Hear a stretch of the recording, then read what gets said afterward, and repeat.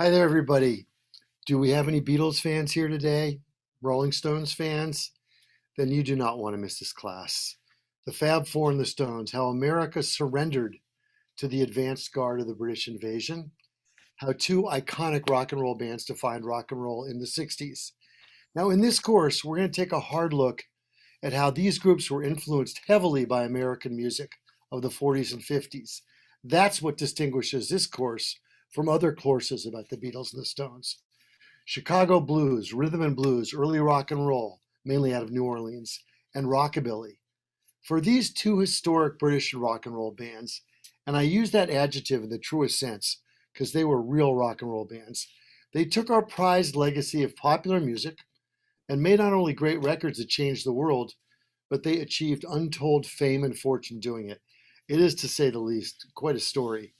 So in 64, many of us remember the Beatles and the Stones came, saw, and conquered. What we tend to forget is that they took our music and they basically shoved it back in our faces, showing us how it could and should be done.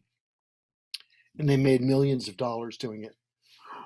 This course will examine how American R&B, rockabilly, and early rock was the launching pad for two of the greatest bands of all time, and the uncanny way in which their careers paralleled each other.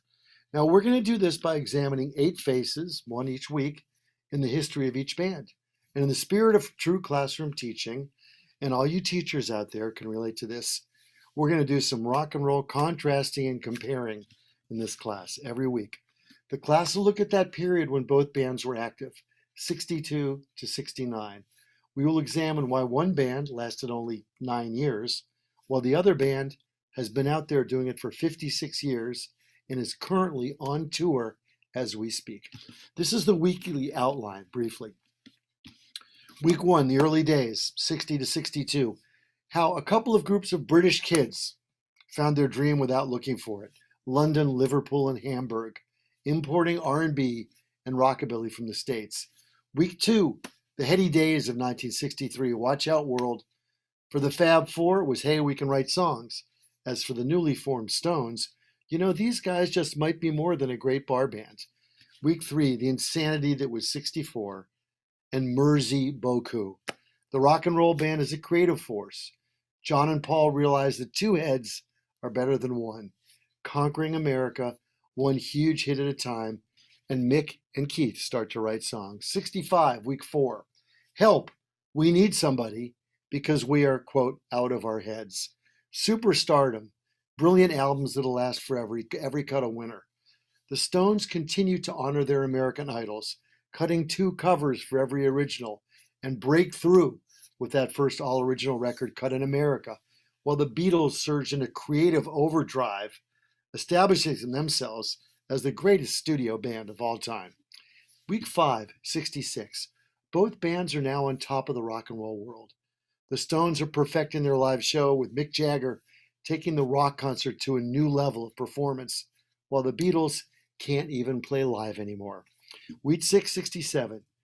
The Beatles immerse themselves into the studio and make a groundbreaking record, while the Stones complete an LP with half a dozen excellent originals. But it was followed by a psychedelic bust record, a pathetic attempt to match their buddies from Liverpool. Week 7, 1968. Eternity beckons as both groups enter the creative stratosphere. The Beatles bicker and go their own ways. But that tension fuels a tremendous creative surge, the likes of which has not been seen since. The Bad Boy Stones lose their founder to the rock and roll lifestyle, but they managed to record the first of 4 consecutive brilliant records. Week 8, the game changes, 1969. For one group, the long farewell, the Beatles. For the other, the beginning of the long haul. As the Beatles break up, the Stones assert their dominance as literally the world's greatest rock and roll band through their masterpiece albums and unforgettable shows. As always, each class will feature audio tracks, archival videos, plenty of stories, some live music by yours truly to demonstrate some of the musical styles, techniques, and genres that will be discussed in class. And I will also be listing online for easy reference the audio and video playlist of each class. Last thing, thank you, Susan, for suggesting this class 6 years ago. though she wanted to be British Invasion. And I said, we're going to have to narrow it down a little bit there.